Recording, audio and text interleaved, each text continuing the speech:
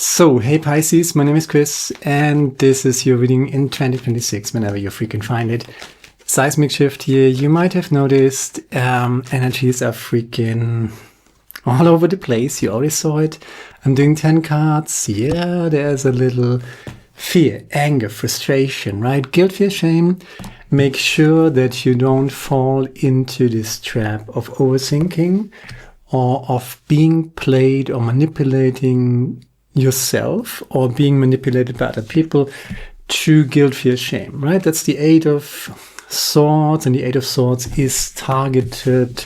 That's conscious energy, that's swords energy, that's your intellect, that's your thinking. Use your mind wisely and make sure that your thinking mind is not lowering the frequency of your subconsciousness. That's the Moon card. There's the Eight of Swords. So don't, think about stuff too much that you cannot change. Try to focus on what you can change. The Ace of, the Ace of Wands wants to come out. That's passion. That's what makes sense to you. That's what you love to do. Fire energy, great potential if you follow your passion, which is kind of, everybody keeps saying that, follow your passion, follow your passion. That just means do what makes sense to you, do what you love to do what resonates with you internally. And don't sit there and think about what you could do and how bad the world is, and things like that. We all know how bad the world is right now, especially in 2026. Especially since the last 9-10 years, actually since 2008, goes on much further, but it intensified since 2008 and certainly in the last 9 or 10 years. In 2026, this will kind of change, but if something changes, the results are not happening at the same time, right? So if you're stuck in whatever way, if you're in a situation, narcissistic abuse, toxic people in your workplace, toxic people in your family, you're worrying about stuff, right? This has an effect, right? Your consciousness, what you think about, has an effect on your subconsciousness, your subconscious frequency. So you have to shift your focus away from the things that you cannot change towards the things that you can change. So this person, she could actually, if she just would reach around a little bit, free herself from that situation, from that blockage with her mind, she's, how do you say this, in bondage, right? So she could actually, if she just looks around a little bit, her eyes are blindfolded, right?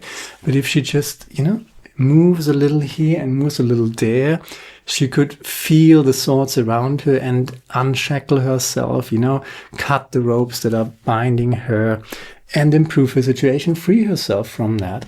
So look around, what can you actually do? Not, oh my God, it's also horrible, right? And I'm just freezing and standing like that, and I'm overthinking about that, what I cannot change. Try to get into your body and change a few things, right? And if you're just trying a few things out to bring your consciousness, to take responsibility of your subconscious actually frequency. That's the Moon card, that's your subconsciousness. Restoring temperance by following your passion. That stupid phrase, right? We all heard it. Well, it's not so easy, right? And it took me like 1,100,000 years to find my passion. But here I am, right? Doing what I love to do. But, that took a while, right? In restoring balance, one step at a time, focusing on what you can change. I was in pretty shitty jobs and situations, and I failed a lot in my life, right? But you know what? I just kept freaking going one freaking step of the freaking time. And here I am, a freaking tarot card reader on the internet. I love to do it, right? I don't freaking care. Do I say freaking too much? That's better than saying fucking, right? But you know, there's that's the Nine of Wands. Again, a card of victimhood, a card of blockage, a card of being kind of the wounded warrior, trying to protect yourself. And this is kind of already a better situation than the Eight of Swords, right? So you're no longer blindfolded. You see things, you look around, but you try to build that, or you have built that fence around yourself, trying to protect yourself. You got the wand already in your hand, right? So you know what's important for you. Now you have to do something with that. Do something with your fire energy. Not just, you can be angry at the world, right? Anger is not the problem. Anger can be a catalyst for change. Anger can give you energy to actually change something, hopefully that which you can change in your life. Don't fight windmills. Totally not worth it. I tried it a lot, but it's not worth it, right? So restore balance, take that wand, take that what is important to you, one step at a time, go into that direction, make small incremental steps, kick out narcissistic, toxic, antagonistic people out of your life. Trust yourself, trust your emotions, trust your intellect. Don't be gaslighted into anything.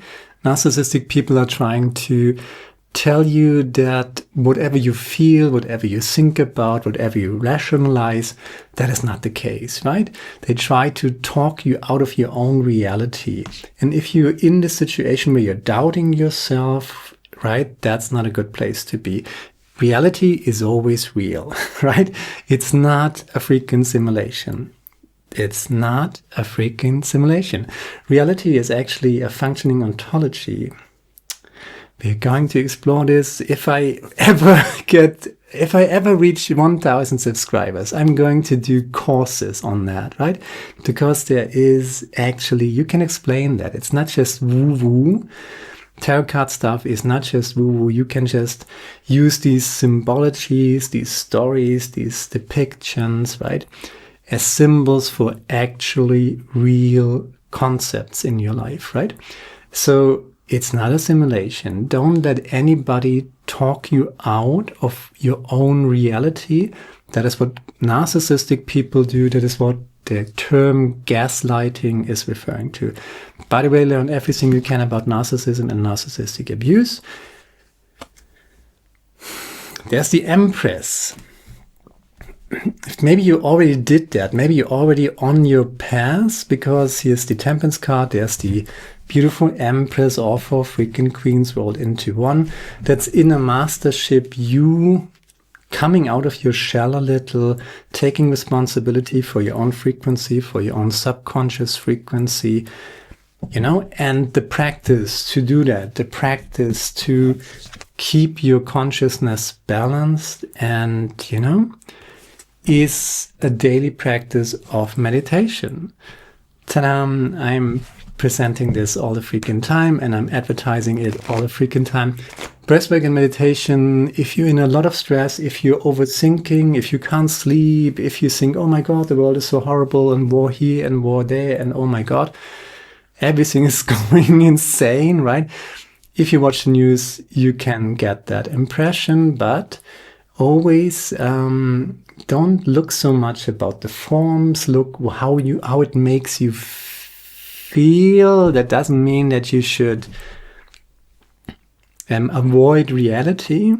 That just means that you have to make sure that you are aware of how you feel, and you want to feel good. So focus your attention on that, what you can change. That's self-mastery. That's restoring your balance. That's in a way following your passion, or at least getting closer to that, which brings you in a frequency into joy, into joyful creation, into, you know, alignment, I would say. Just being true to yourself, authenticity. And that frequency alone, no matter your circumstances, you can do one freaking step at a time, carve out space and time for yourself.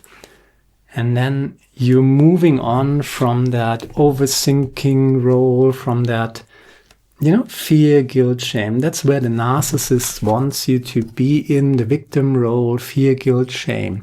And if you got victimized, you're a victim, period. That's just how it is. There are certain people who don't like the word victim, right? But if you got victimized, you're a victim. That's just how the fuck it is, right? So, but you want to heal from that, right? And you want to get out of that overthinking energy, and you want to get out of guilt, fear, and shame. So take care. The key to it really is the frequency of your subconsciousness. And to take care of that, meditation, breath work on a freaking daily practice. If you've never done it, you can do it for 5 minutes. Just shut the fuck up and sit there with yourself in silence. And if you're in a rut, if you're in kind of a hole, right, of your consciousness, and you might cry, you might really feel it intensely. But that's the start. You have to feel it intensely. You don't shove it under the rug. You look at it. Oh my fucking God. That's happening, right? What of that is from me? What is just a projection from other people onto me? What is unchangeable right now? What is totally unchangeable? What can I actually work with? What can I change? Where do I want to go? What is my passion? One freaking step at a time. You make a list how to get there. And then that's very simple, but it might take a while to get there. But you have to start with the fucking first step. Can I say, I shouldn't curse all the freaking time. I guess I go back to saying freaking instead of fucking. God, you Americans. You go grocery shopping with your assault rifle, but you freak out when someone says fuck on TV. I don't get that. But, whatever. I'm just a freaking European. What do I know? There's the 10 of Swords. You end that. You end that overthinking, that Swords energy. That's the World card. Living your life primarily from your head is a tricky thing. The 10 of Swords is an old version of thinking, an old version of thinking of yourself, of the world, that is just over. Maybe an illusion that you had about how the world really works. And maybe you woke up from that illusion, and waking up from illusion, people always ask for enlightenment and they want to wake up, Waking up is not like you meditate and then everything is super zen and yay. No, it's kind of a little more like that, right? Because waking up also means that all of your illusions get disappointed. And you have to see the world for what it really is, right? And take responsibility in that world. There's a time of mourning, there's a time of just hanging in there with the 8 of Swords and the 9 of Wands. But eventually, the only way out of this is to take responsibility of your own frequency. Come back to life in the sense that you focus on what you want to create, what makes sense to you. And it sounds kind of a little selfish if I say that, what makes sense to you, but it really starts with yourself. You have to love yourself. You have to get out of guilt, fear, shame. You have to go into joyful, loving creation, inner peace, and just resonating with yourself and your true, authentic self. And then you express that. And that in itself gives you joy. And it's not about being grandiose. You don't need to be, someone, but you just need to be yourself. And narcissists always are trying to get you out of this, talk you out of this. Who do you think you are, right? You can't do this. Come on, right? And that is disempowering. And sometimes when we have been in narcissistic relationships for a long time, we kind of do it to ourselves. We kind of collapse under external circumstances, and we kind of think about all the things that we cannot change, and we get out of focus the things that we can change. So that's all about changing the things that you can change. There's the Knight of Swords, moving on, going for it, right? Doing what you want to do, doing what you love to do, just for doing's sake. Make it a choice to do something that you love to do, and let doing that be the reward for it. So if you go for a walk, it's not about going from A to B, right? If you go for a walk, you don't want to go to a certain place. If it's really just going for a walk, right? It's not about A and B and the line in between, or the shortest route between A and B. No, it's about the journey in between, right? And enjoying that and being that its own, letting that be its own reward, right? You got your seedlings planted already. I think you already know what it is that you love to do. And no matter the circumstances, no matter the amount of madness in this world, come back to that, cultivate inner peace, which is kind of not easy to do, right? If you've been through narcissistic abuse, if you've been through whatever, right? There's a lot of heaviness here, not too much, right? The majority of the reading is pretty good. So you're just going for it. You follow your passion. You follow what makes sense to you. You take care of your inner peace. You care of your balance. And then you really go for it. You're not fighting yourself. You're not saying, oh my God, I'm in this overthinking mode again, and beating yourself up about it. That would be completely wrong. Be compassionate to yourself whenever you fall into the stories of what happened and how bad the world is. You know, sometimes you just have to freaking cry, you know, look at the world and just say, oh, what do we say? What the freak or whatever, right? What is that, right? And you can't change certain things in this world, but you can take responsibility of how you deal with that, and not allowing the ills of the world to get you is a daily freaking practice. And the best way to do it, it takes some healing after narcissistic abuse. It takes some healing after realizing the world for what it is.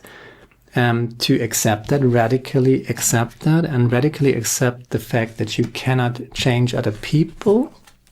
And maybe that Ten of Swords tells a story about someone who was trying to save other people, change other people. Oh, if I just put it like that and, you know, explain it like that, maybe they get it.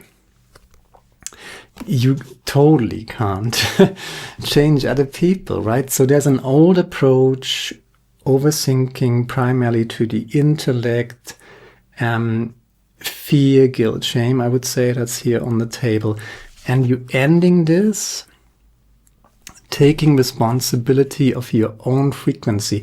The moment you start to emit your own frequency, right? You make a decision, what do I want? And you cultivate that frequency within. The moment you do that or start doing that, everything changes. Maybe not like that, like you're turning on the light or something like that, but slowly and steadily it will transform your life. You cultivating your own frequency, you're not constantly just absorbing the frequencies of other people around you. You're not constantly asking for permission and believing all the BS stories that other people tell you, you know, especially narcissists tell you all the freaking time, you can't do that, who do you think you are, you know, really? And then, you know, guilt, fear, shame, playing you on these frequencies. They want you down in order to give themselves a false sense of elevation. That's what all the narcissists do. They push others down to kind of lift themselves up. They're not lifting themselves up, right? I would even argue that if you put someone else down, you're lowering yourself. But the relative distance between you and the other person, from a certain angle, from their perspective, if you squint a little, you know, it seems as if you're higher up than the other person, but you just dropped a little and the other person, you push that other person down even further, and that's how you increase the distance. That's very poor. That's a race to the bottom. That's pitiful and disgusting, but that's what all narcissists do. If you identify people in your life who do that, there are several strategies. You can gray rock them, you can minimize exposure, or you just kick them out of your life if you can. And you have to build yourself up. There's your Empress. And by the way, I see you doing this, right? It is here on the table, right? There's your Ace of Wands. There's your Temperance card. That's pretty much the daily practice of meditation and breathwork. Being mindful enough to realize when you, in this overthinking energy, when you meet your personal lion, and then you're not beating yourself up about it, but be self-compassionate about it and say, okay, so I'm overthinking, I'm doing this, I'm doing that. You know what? You're a human being. You have every right to make these things, right? But that takes a lot of inner strength and self-love. Philautia, the concept, the channel's name.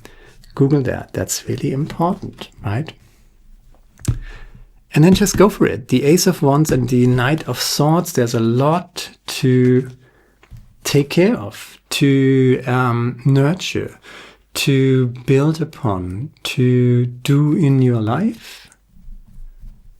You already planted your seeds. The seedlings are already there. You already, took good care of them. Just give it more loving attention, loving care, loving attention, time and focus. Let's do some clarifiers. There's the Justice, right? So the Justice card clarifying this old chapter of your life. You go to sleep kind of in order to wake up. So you can't wake up if you don't fall asleep, right? And falling asleep means basically forgetting to love yourself. That's not a good idea.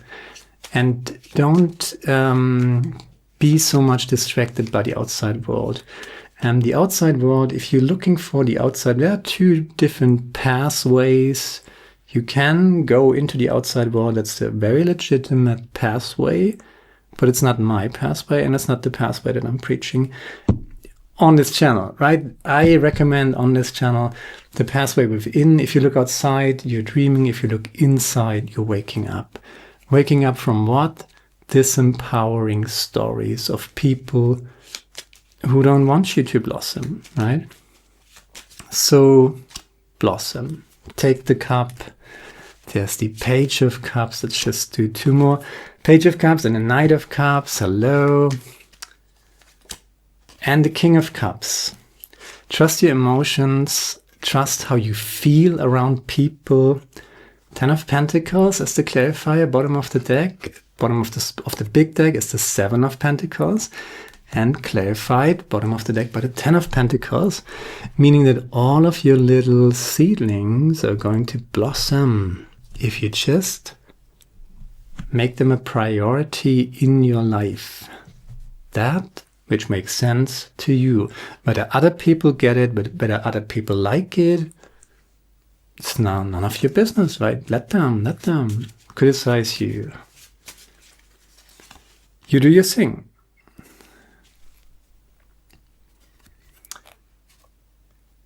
Validate only what is valid.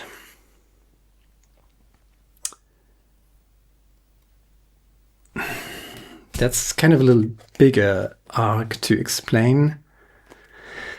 I'm going to give you an alternative quote here. God forces no one, for love cannot compel, and God's service therefore is a thing of perfect freedom. Hans Denk. God forces no one, for love cannot compel, and God's service therefore is a thing of perfect freedom. For someone out there, done is better than perfect. Done is better than perfect. That's a good old quote. What else we got? That's the head quote, not today. Done is better than perfect. yeah, you don't need to be grandiose about it. You don't need to save the world. You don't need to prove anything to anybody. You just have to make sure, go for happiness. Don't go for greatness. Don't go for, oh, I'm going to show them. Or I'm going to, that's not, if you want to show them, then you make it about them ultimately. But if you just want to, it's not about going from A to B in the straight line. You go for a walk. That's life, right? You experience the journey and hopefully be happy on that journey as best as you can and not just run from A to B. And here's one other thing. Why am I doing tarot card readings? I had a philosophy channel actually, but you know what? Philosophy, the intellect is just one aspect to, one lens, one set of glasses, so to speak, to look at the world or perceive the world or rationalize the world. There's a different one that's more an emotional or more a symbolic understanding of the world.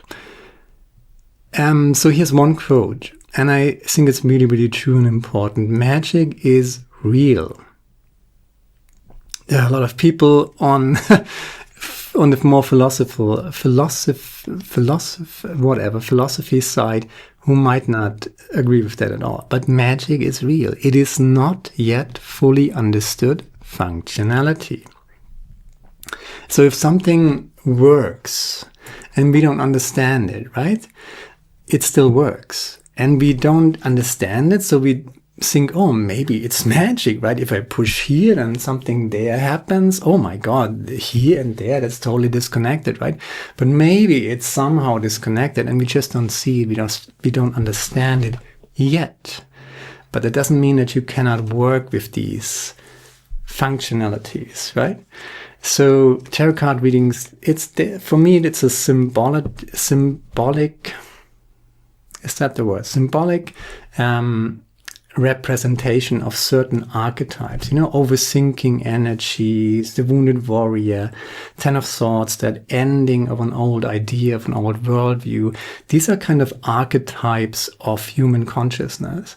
So you work with that, right? And you build the story around it that hopefully empowers yourself. And that itself is magic, right? We don't know how it works, but it works.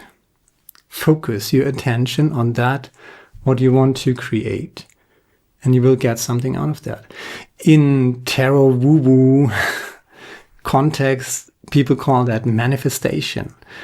It's just a functionality, right? And it's just very simple. That which you focus your attention and your energy on will get more focus and attention in your life.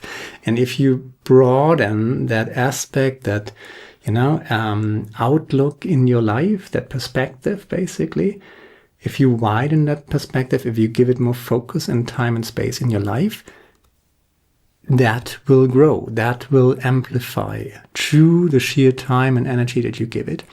And the thing here is to focus your energy on that, what makes you happy, what is the highest expression of yourself, and take your focus away from everything that is lowering your frequency, that is taking energy away from you. And that is the practice. That's all there is to it, right? That's all we can do as human beings, at least.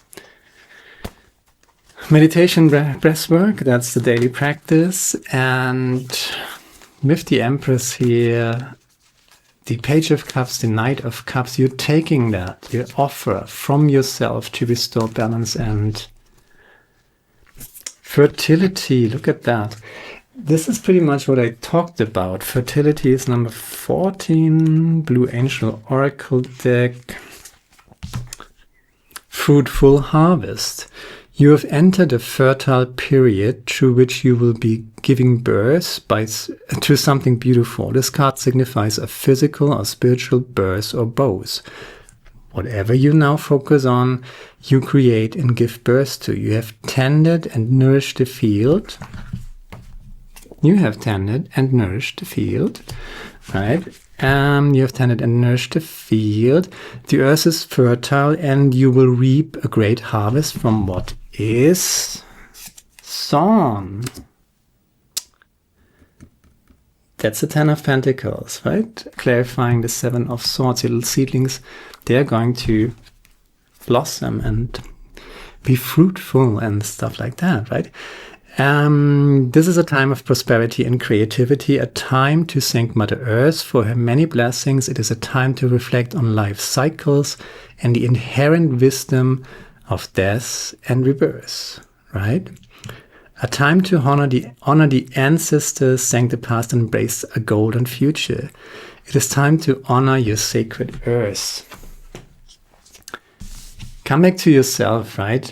Don't live your life in the mind. Don't live your life in worry and sorrow. And am I good enough? Are they right when they say this and that? You know, how does it feel inside you? And there are different paths. There's the outwards path, right, into the world, but there's an inward path where you come back to yourself. And I think all of your power lies within yourself. If you lift yourself up and just feel, am I in resonance with myself? Is this working for me? Do I feel good? Focus on that and focus on whatever gets you into that frequency. I'm going to do one animal oracle card. Bring your ideas to life. Bring your ideas to life. And in this particular world and situation that we live in, right? I would say make sure that you speak your truth with love.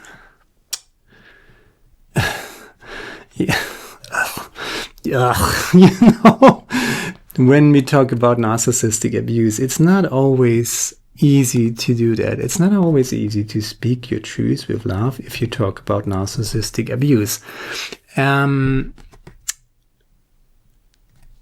Just factor in the truth that you cannot change, that they're very primitive, unself-reflected people in this world who they are going to attack you no matter what.